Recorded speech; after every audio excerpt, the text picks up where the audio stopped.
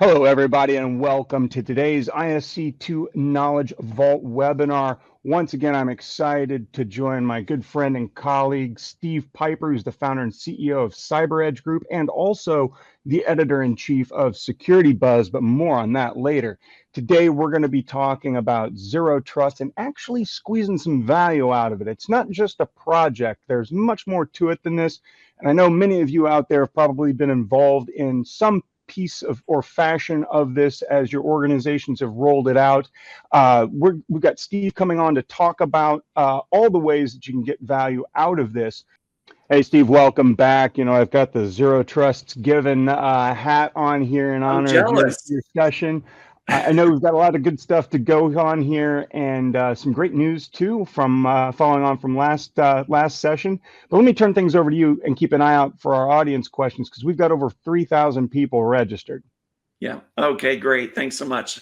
Love doing these webinars. They're always fun to do with you. And as always, everybody, the more questions you ask, the happier Brandon and I are going to be. So fire away at any time. We'll definitely save time at the end for your Q&A. We are going to talk about zero trust. Now, as with all of these webinars, there's folks with a lot of different experiences. Some of you are students that are just graduating soon, looking for your first job in security. Some are relatively new. Some are industry veterans. Regardless of how much experience you have in the security industry and in your role as a practitioner, we're going to talk about zero trust today from a lot of different perspectives. First, we're going to start out to make sure that we're all level set with a primer on zero trust network access. Who founded it, and what is all of this about? Then we're going to talk about common use cases. There's one really big use case that's driving so much implementation for zero trust frameworks. But there's a lot of different use cases to consider. Then I'm going to debunk 5 common myths about zero trust security. Then from a big picture perspective, I'm going to talk about implementation steps that you can, if you're one of those few, and you're going to see how few in just a few minutes, if you're one of those few organizations that have not jumped on the security, on the zero trust bandwagon, I'm going to give you some food for thought in terms of how you can move forward, starting with baby steps. And then finally, we're going to talk about zero trust platforms, whether they might be right for you. And then, as always, lots of time for Q&A. So let's jump in. Just super quick primer on zero trust network access. This is, it's a mantra, okay? So I'm old enough to remember back to the Reagan era, trust but verify. This is quite a bit different. The security trust mantra here is never trust and always verify. So never trust. I mean, certainly you want to trust, your employees and contractors and partners, but from a cybersecurity perspective, from a connectivity perspective to network applications and data, we're not going to trust anybody or anything. We're going to always verify it, and we're going to continuously monitor it. Okay, so that's the mantra here: never trust, always verify. So John Kinderbog is credited with coming up with the term zero trust network access when he was an analyst with Forrester, starting in 2010, when he started to popularize this term. Stephen Paul Marsh first coined zero trust in 1994. Before that, in a doctoral thesis on computational security. But when Google rolled out BeyondCorp in 2014, their implementation of the zero trust security model really became, popular, and that's when I would argue things started to build from there. So that's been a little bit more than a decade, and you're going to see very, very quickly that zero trust security is today the norm, not the exception. Now, I think of zero trust kind of like DevSecOps in that they're paradigm shifts in thinking, right? With DevSecOps, you're unifying development, security, and operations teams and embracing best practices. DevSecOps is not a product, and neither is zero trust security.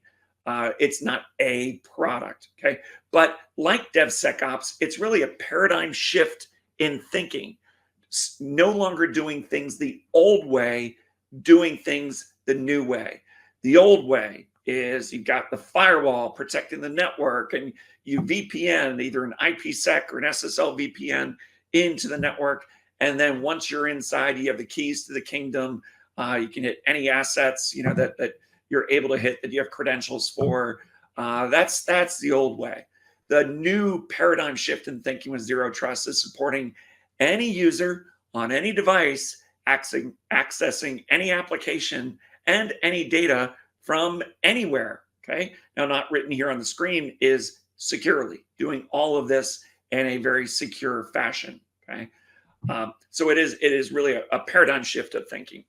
Found this image, and I think this is the best image I've found so far to describe the different moving parts of a zero trust security framework, starting with identity verification. So this is embracing multi-factor authentication, which of course, for those of you who are newer to security, multi-factor is something which is your username and password, and something you have, which could be your smartphone or your fingerprint or an eye scan, and by the way, in the Bright Talk channel for ISC2, there are so many valuable webinar recordings in there. A few months ago, Brandon and I did one on passwordless authentication, and biometrics played a role there. So be sure to check out that webinar recording. But it's, because now we have multi-factor authentication for anything, and I'll talk about later, it can be risk-based, okay? So maybe you have a cookie in your browser, and if you're using the same computer from the same IP address, maybe that counts as the second factor. Or if you're in a different city, okay, or a different country, or using a completely different device, or maybe even connecting at a time of day that you've never connected at before. So there's risk-based authentication, not only monitoring the initial connection, but continuously monitoring. And if there's anomalies, maybe ask you to authenticate midway through, midstream. So identity verification is certainly a cornerstone of zero trust security. Next is device verification. Many organizations embrace device health checks. I've been a fan of NAC for many years, network access control, making sure that your devices are healthy to connect to the network. What do I mean by healthy? Healthy means, have they been patched? Okay, or are they missing any critical updates? Do they have endpoint protection, whether it's traditional antivirus software or some other form of endpoint protection? So doing a device health check, NAC is a nice ingredient to a zero trust model.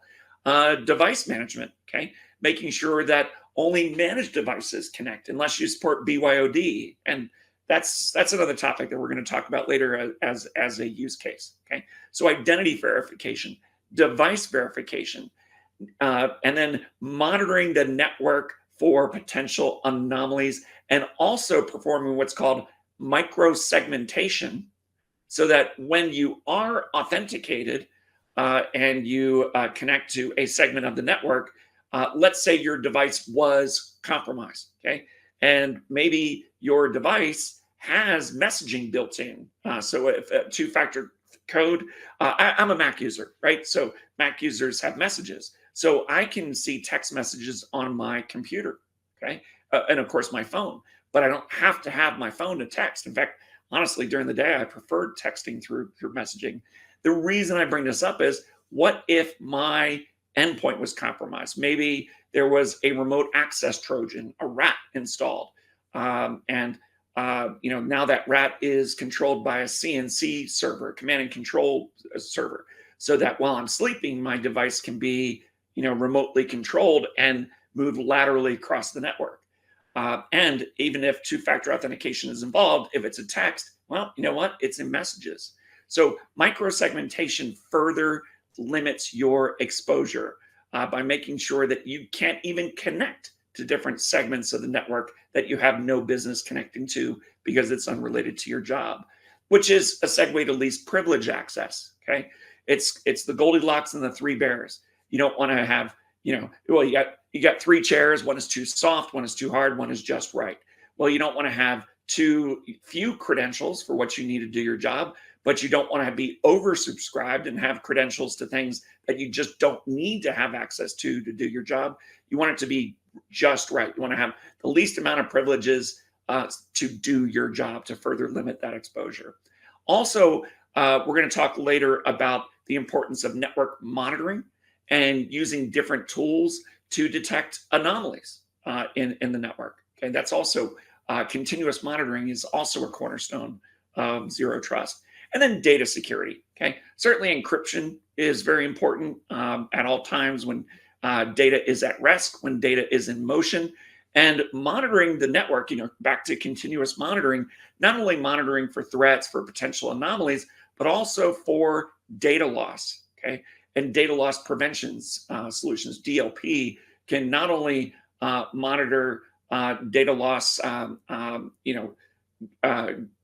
going out of the network, but it can do multi-direction DLP prevention. So there's DLP Lite, which is looking for structured data like social security numbers or credit card numbers or hospital patient IDs. But then there's also DLP solutions where you can register files and detect the movement of unauthorized files. So all of these and more, which we're going to talk about a little bit later, all of these are components. Okay, so keep in mind, and I'm going to touch on this later as a myth, zero trust is not a product. It's a framework. It's a new way of doing business to limit your attack surface and reduce your overall risk. Now, I mentioned that these days, zero trust is the norm. By now, I think the vast majority of you are familiar with our annual cyber threat defense report at my company, CyberEdge. Every year for the last 12 years, we do a research survey. We survey 1,200 security professionals from 17 countries and 19 industries. And every respondent works for an organization with 500 or more employees. And we're grateful to ISC2 for being a recurring platinum sponsor. And I'm happy to announce that when we announce our 2025 Cyber Threat Defense Report next month on April 15th, ISC2 is returning as a platinum sponsor. And if you go to the Bright Talk channel, you can register now for next month's webinar on April 16th when I uncover key findings of the CDR. But from our 2024 CDR, the last question of the survey is about embracing emerging technologies and trends. And we asked, what percentage of respondents are implementing zero trust technologies. And the choices were currently in production, implementation in progress, implementation to begin soon, or no plans. A couple of things to point out here. If you combine the two areas shaded in green, that's about 75%, okay? Where they're either in production or it's in progress, okay? That yellow segment is 17%, where it's going to begin soon, and only 9%, fewer than 1 in 10 organizations have no plans for zero trust. If you're one of those organizations, if you work for one of those organizations where you really haven't started drinking the zero trust Kool-Aid, I'm hoping by the end of this session, you'll lobby for that. And like I've said before, and the CDR is available from the attachments section, so go ahead and download it. This report can be used as your secret weapon to lobby for change, okay?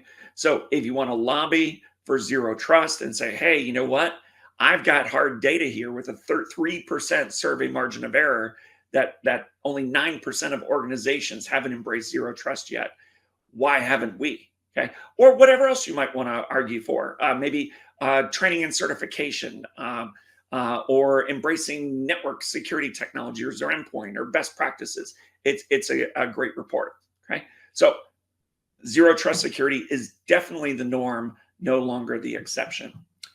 And zero trust is embraced by a lot of different regulations, industry regulations and government regulations. PCI DSS, which from my experience probably drives the most amount of spending, on security, compliance-based security solutions. This requires role-based access control, continuous monitoring, and zero trust network segmentation with version 4.0. So any company that processes credit card and payment card, like debit card account information, they are required to align with PCI DSS. In the healthcare world, HIPAA. Healthcare organizations must implement role-based access controls, network segmentations, and encryption. CMMC, the Cybersecurity Maturity Model Certification that U.S. defense contractors must align to, where they handle controlled unclassified information. They must restrict access based on zero trust. Arguably the gold standard, the holy grail of cybersecurity certification is ISO 27001. It incorporates zero trust principles into access control and network security. EU GDPR, companies must implement continuous monitoring, authentication, network security, and least privilege principles. And NERC CISSP, North American Electric Reliability Corporation, critical infrastructure protection. So critical infrastructure organizations. So your nuclear power plants, energy power plants, water treatment systems, oil pipelines, ... They need to embrace NERC CISSP here in North America. And NERC CISSP embraces zero trust principles for limiting access to critical infrastructure networks. Now, what about the US federal government? Well, I'm glad you asked. So NIST in 2020 created special publication 800-207, saying that zero trust is required by all US civilian government agencies. A full zero trust architecture includes these approaches: enhanced identity governance, micro-segmentation, which I often find is the last piece of the puzzle, and network infrastructure and software-defined perimeters. We're going to see in just a minute that this special publication from NIST is going to play a role not only on the civilian side, but also on the Department of Defense side. In 2021, President Biden signed an executive order on improving the nation's cybersecurity. And there were multiple references to zero trust, where they recommend that organizations plan to implement a zero trust architecture. The migration to cloud technology shall adopt zero trust architecture. Okay. The US OMB, the Office of Management and Budget, published the US Federal Zero Trust Strategy. So the shortcut here is OMB M-22-09. Okay. So basically, cutting the chase here, US federal agencies must implement zero trust architectures by the end of fiscal year 2024. So that really should have happened by now. Shift from traditional perimeter-based security to identity-centric, least privileged access and continuous verification. Okay, we're starting to see some of the recurring themes of technologies that are part of a zero trust framework. I mentioned that NIST special publication coming back. Now the US Department of Defense published their zero trust strategy. This was published in 2022, mandating that all DoD systems must align with zero trust principles by 2027. And specifically identity-based access controls, continuous authentication, real-time monitoring, micro-segmentation, and this aligns with that NIST special publication. Okay, so zero trust is definitely playing a big role in both industry and government compliance around the world, which is requiring so many organizations to embrace zero trust, whether they want to or not. I would submit to you, this is a no-brainer, okay? Certain things in life, there's decisions that are easy, there's decisions that are hard. This is easy. This is a no-brainer in my view. All right, and let's talk about some of the use cases. Some of the, speaking of no-brainer, the number one no-brainer use case is doing the right thing. Okay, what do I mean by that? Improving security and reducing risk, okay? Mitigating your risks against cyber attacks. And so with this use case, we're strengthening authentication and access controls, embracing multi-factor authentication, preventing unauthorized access, even if credentials are stolen. Adaptive authentication evaluates location. Okay, so if you've never once logged on to this site, to access this application from Moscow, well, you know what? Maybe that raises a red flag here. Or never used this device before, or haven't done it at this time of the day before, or haven't downloaded this much data all at once before. So adaptive authentication, not only at the authentication level, but continuously throughout. No automatic access based on network location. Okay, so no longer if you're based in the organization, you're safe, you're inside the network, everything's fine. We're going to trust you. We're going to trust your device. That's no more.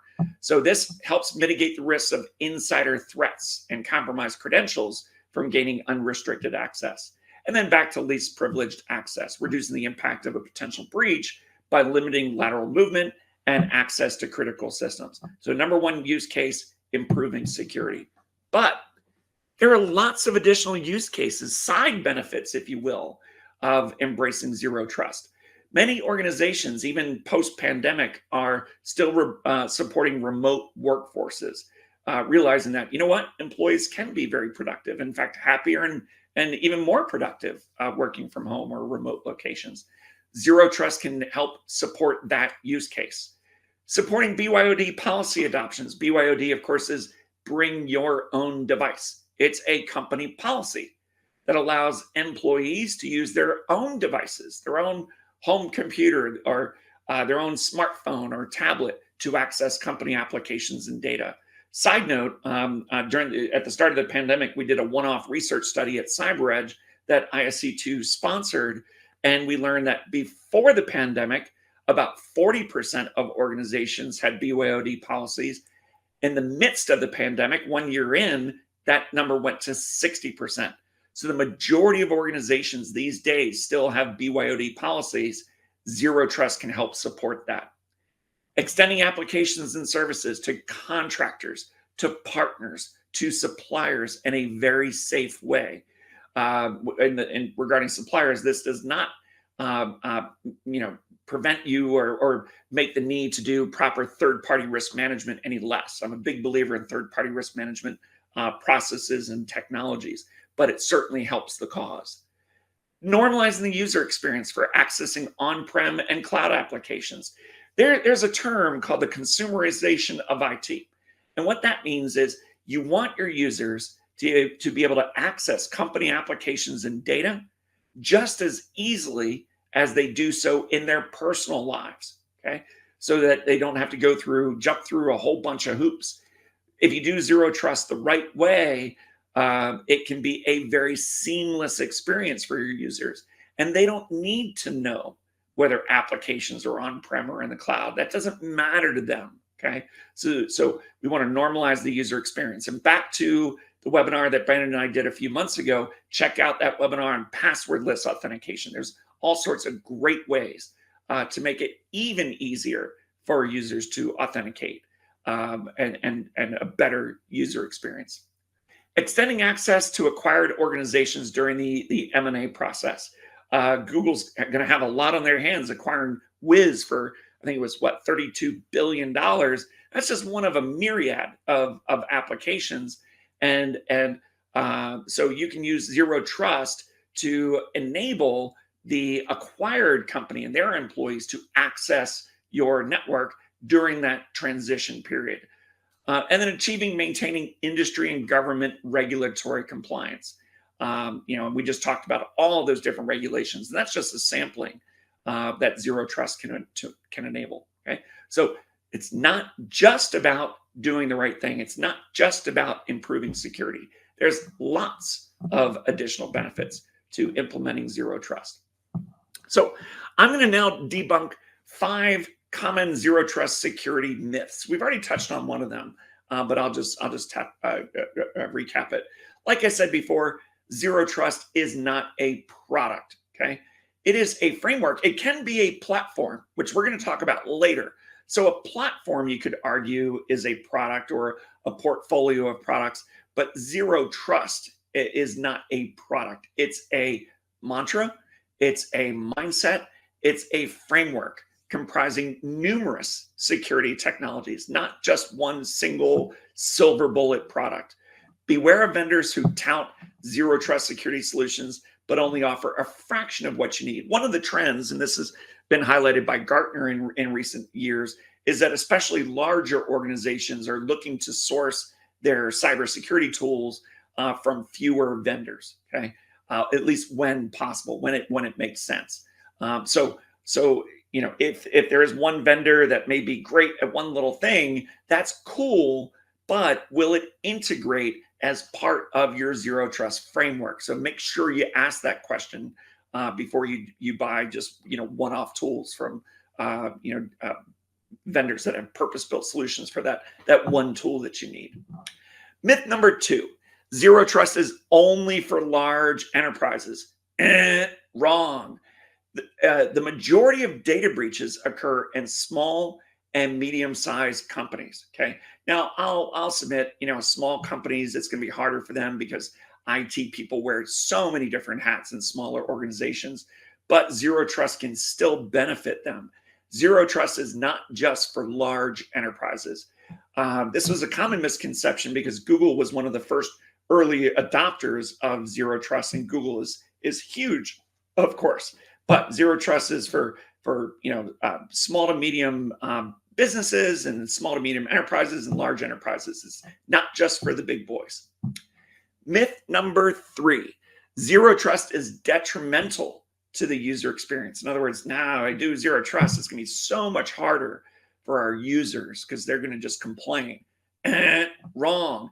If you do it the right way with the right pieces of your zero trust puzzle, it's going to be the opposite.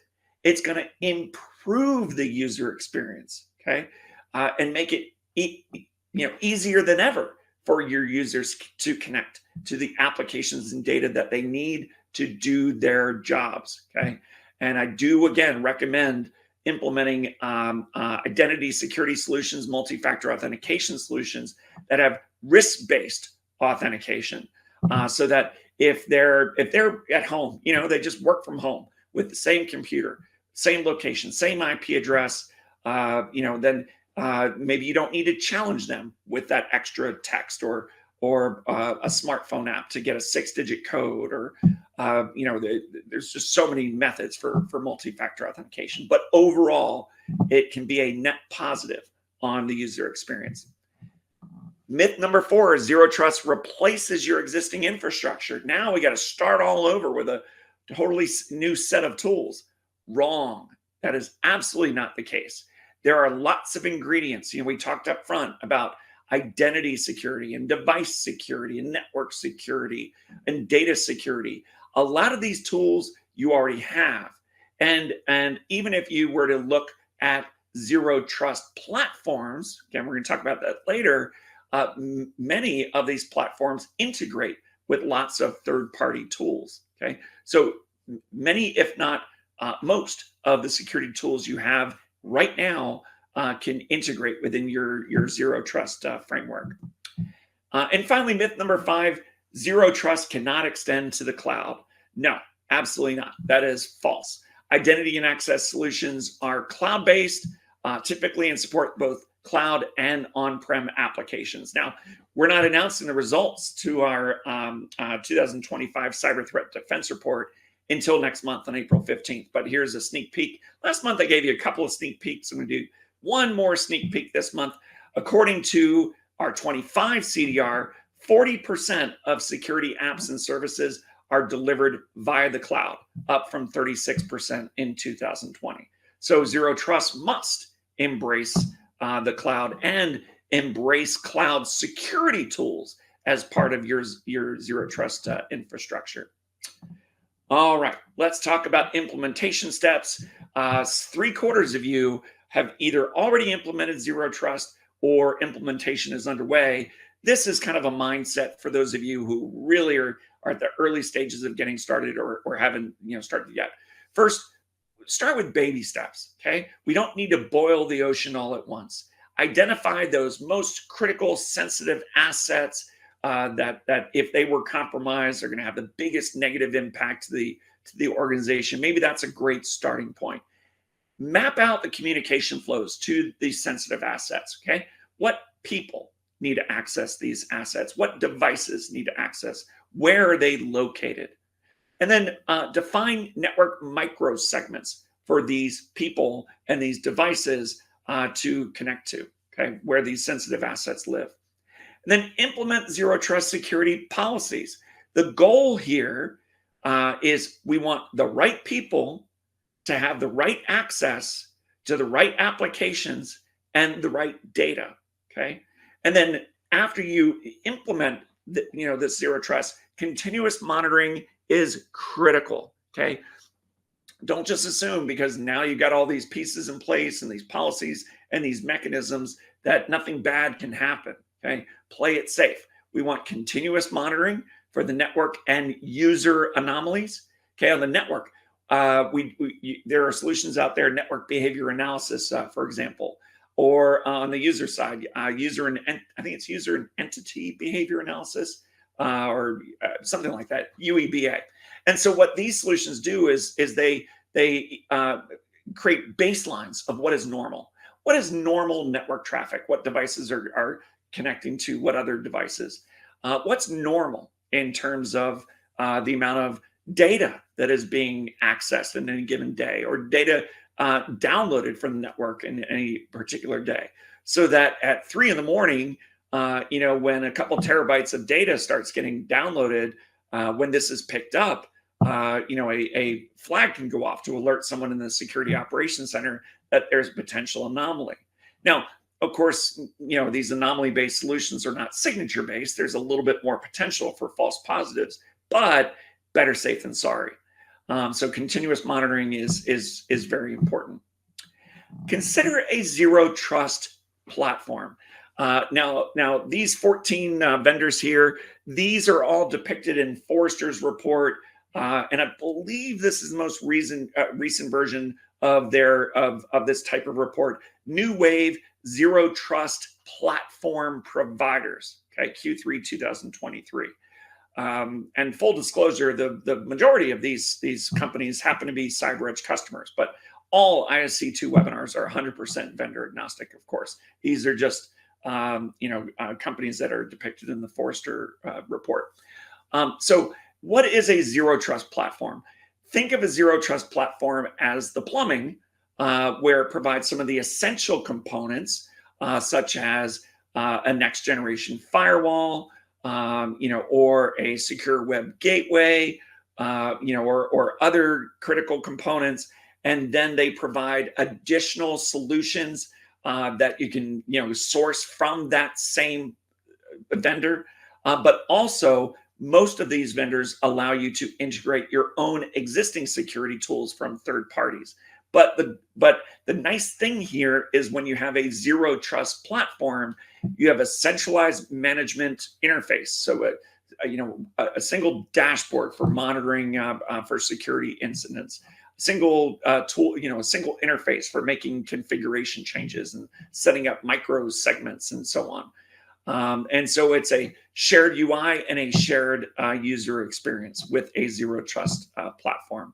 And it's nice to have a platform where maybe a significant number of your tools are from the same vendor, so that when you embrace them, that vendor for professional services, for pro serve, so that they can help set up your platform so that you're embracing best practices.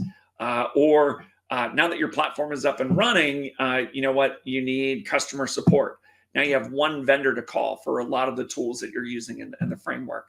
So a lot of benefits to embracing zero trust platforms. Okay, so 3/4 of organizations out there have already embraced zero trust. Another 17% are coming soon.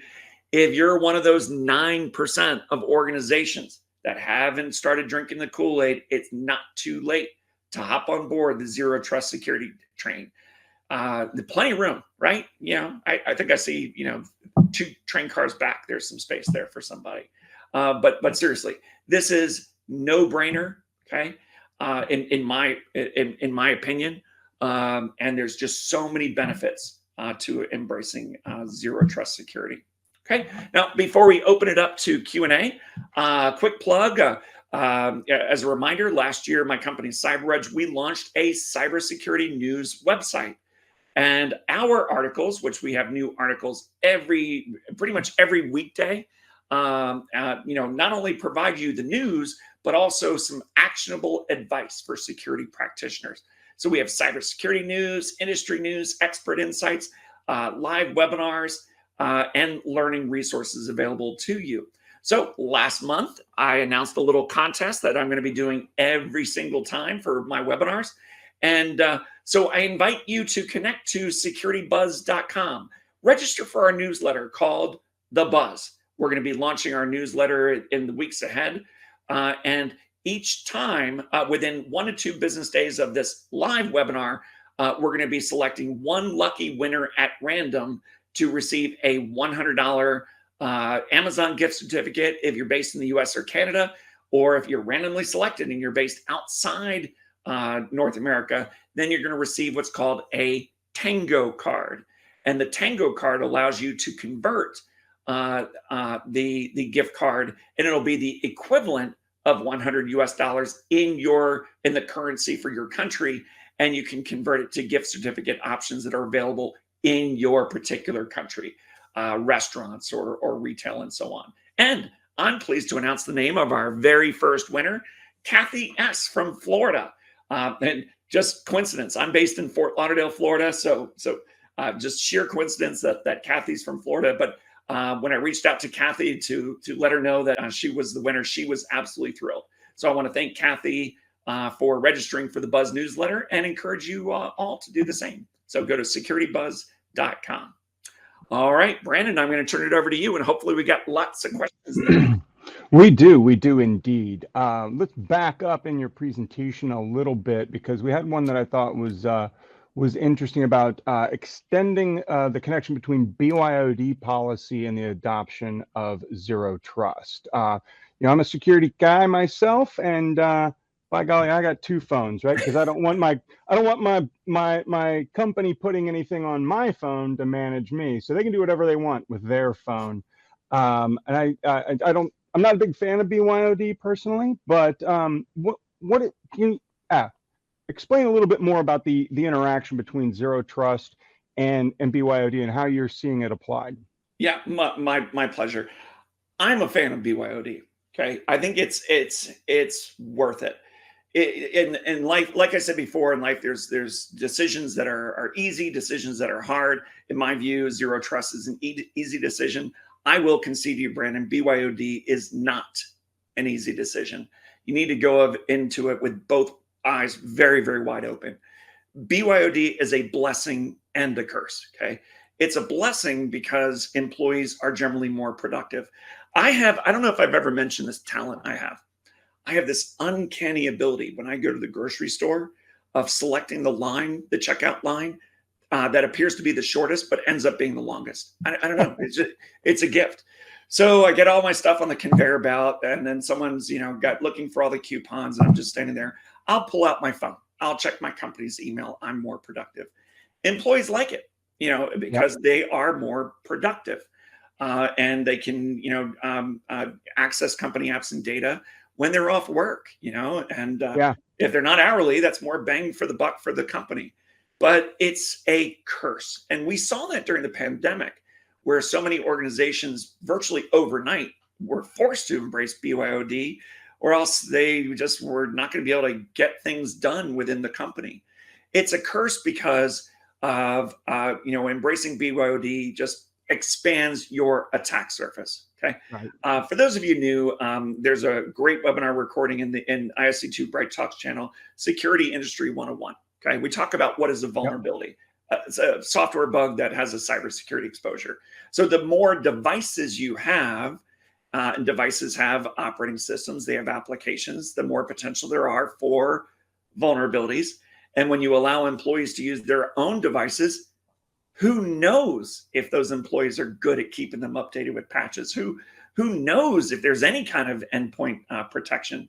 So back to embracing BYOD and having zero trust security extend to BYOD devices. There are tools out there. There's MDM, mobile device management. There's I forget. I don't know. There's multiple tools out there that allow you to optionally, install some security on your personally owned devices that will allow the organization to have some amount of control to make sure that your devices are safe. We talked earlier about NAC, making sure that they're patched and they have some sort of endpoint protection, and also to make sure that that these devices can support multi-factor authentication. So you absolutely positively can support BYOD and with your zero trust framework, but make sure you're doing it the right way, where it's like having your cake and eat it too, where your employees are happy because they can use their own devices, but they're doing it in a very safe way so that you're not expanding your attack surface and putting your company at risk. Fair? Yep, totally fair, and I agree. It is a hard decision for companies to make, especially based on the kind of information. We had a couple of comments come in saying, hey, be sure when you're using multi-factor authentication to go phishing-resistant multi-factor authentication. SMS messaging, for example, is out. So I wanted to make a good shout out to the gentleman who mentioned that. Another question is, what does this do? What do you think this does for overall cost? You mentioned the platforms, and we've seen a lot of consolidation. Palo Alto Networks, Zscaler, they're building out these gigantic platforms that can handle all of this. Whereas if you go back 5 years ago, even, it was you need 10 solutions to do this, and the overhead of managing was much greater. The kind of the soft cost, total cost of ownership. Do you think that's coming down now with this platformization? I do. It's kind of funny. One of the things my company does is we generate ROI reports. We call them key economic impact reports, and we provide them to security vendors. I like thinking of ROI for security tools as like car insurance, right? So what's the ROI of your automobile insurance? You don't know until you have an accident, right? So there's things that you can do to estimate, the cost of a data breach. There's a great report from IBM Security that comes out every year, and there's ways of doing it. So the point here is that implementing, whether it's a zero trust platform or whether it's a build your own zero trust framework that you put together and you just have your own tools, there is going to be an investment. Okay. Yeah. And as usual, it's, the most of the investment is in people, right? It's a good portion of the investment is in technology, but it's going to be in consulting services. It's going to be in staff. There's going to be a lot of upfront investment. But we have learned over the years through the annual IBM Security cost of data breach study that the average cost of a data breach globally is like, I'm not going to get this exactly right, but I think it's somewhere between $4 and $5 million. So if you can reduce your attack surface, if you can improve your security posture to help reduce the risk of potential data breaches, there's a big benefit there, because data breaches are not only expensive, for the usual things like, losing business, but there's also potential lawsuits and just all kinds of recovery implications, which actually are detailed in that IBM security report. And full disclosure, IBM is not a customer of ours, but we work with them. But I'm just a fan of the report. I think it's a really cool report. We've had some folks ask about specific products. I recommend heading over to the attachments and links side of the page and getting the slide deck that Steve has graciously provided us in PDF formats towards the bottom of the list. You can bring up that list of vendors yourself. Plus, we've also had a lot of people asking if they could get a copy of the slides. So I think they're great explainers for this. Another question for you, and I thought this one was good. Is it possible to do, quote, too much, right? Because we always hear about the balance of just security against business, right? But I think that the vendors and the architecture that Kindervag has dreamed up here doesn't bring that friction that you normally get with a lot of security. So, do you think that there is we've gone too far with the trust but verify, or don't trust but verify? Yes, my short answer is no. I don't think we've gone too far. I mean, like with anything, it's possible to, over engineer a solution. And some organizations feel that microsegmentation is on the cusp of over engineering. I would submit to you it's not. I would talk to the zero trust platform vendors, where these days it's a lot easier to implement that than it was 3 or 4 years ago. But it's worth it in my view. And the good news is, it's one of those things where it's always nice where you can find new uses, for things that you have, like there's recycle and reuse. And then, you can reuse this container that came with the Chinese food in it. You can reuse it for different things, and that's great.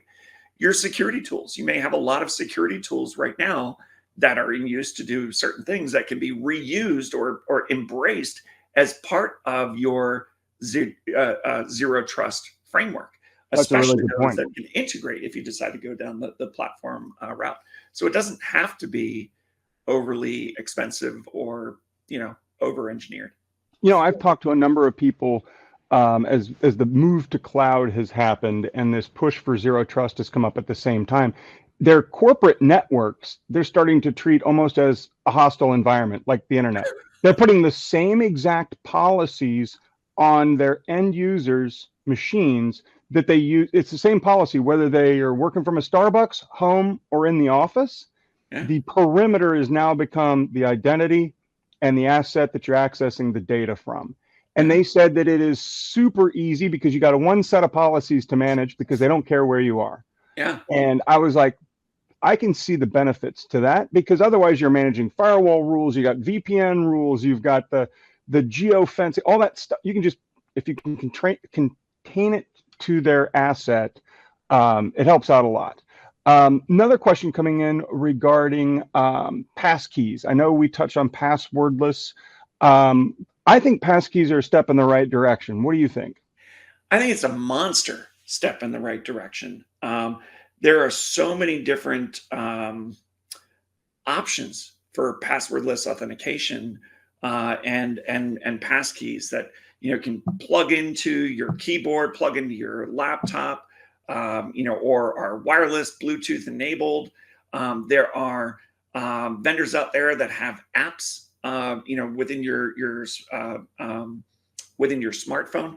One of my, I turned down a job years ago. I started out my career 30 years ago, almost 30 years ago, working for Citrix. But I turned down a job from Security Dynamics, which had these, the secure ID, token back there. And it was like, man, was that visionary, 29, or 3 decades ago to have those tokens. So now, these are so commonly used, but there's so many different form factors, of two-factor authentication. So there's and in the passwordless authentication webinar that we did, I mentioned there is no universally understood to be the best solution for multi-factor authentication. Okay? There just isn't. There's so many factors involved. So I encourage all of you to check out that recording in the Bright Talk channel. Outstanding. Great question came in from Aaron. I love this question. Zero trust security, zero trust architecture, zero trust network access. Do these all refer to the same thing? Yes. It's marketing more than anything. And your hat, what does your hat say again? Zero trust's given. Oh, okay. Yeah. Little play on words there. Yeah, Aaron, to answer your question, yes, this is absolutely the same stuff. It's just falls under a broader umbrella. So your zero trust access might be different than, say, your authentication component of that. Let's see here. We got a lot of them coming in fast and furious. Let's see. I personally think that identity is kind of the cornerstone of this, right? That's my personal opinion. You've got to start with clean network, obviously, but your directory services, your authentication component, because a lot of this is based on your individual, your roles, your rights, your access. And I recommend people probably start there with beefing up their user authentication, but we also have to worry about machine authentication. Where do you tend to go next? Do you tend to lean towards like the network is the way to go because so many things are pushed to the cloud after we get the identity problem licked? I think the next, and this really is somewhat coupled with identity, is access controls. So get Mhm. your role-based access control permissions. So now you have the right people. Okay, that's solved. Through your identity security solutions, and which embraces multi-factor authentication. And you want them to have the right access to the right applications and the right data. So I think that's probably a next logical step in doing that. Network security is, of course, critical. Yep. Monitoring, cloud security solutions, on-prem network security solutions. Monster fan of secure web gateway and secure email gateway solutions. So they're all, and those are part of the continuous monitoring, part of zero trust. And also play that role in microsegmentation. I think Mm. microsegmentation, it can be depending on the solution and the organization, it could be easier, it could be a lot harder. But I've found that it's one of the things that organizations often tackle last, but it doesn't have to be. And you made the comment that you don't have to be a big, complicated organization to take this on. These principles apply to even smaller shops. A lot of these principles, if you're using Gmail and G Suite, Google doesn't care if your box is compromised. It's not going to affect their servers. So they're already implementing this. Any advice on kind of, building the business case? You talked about the IBM report and $5 million.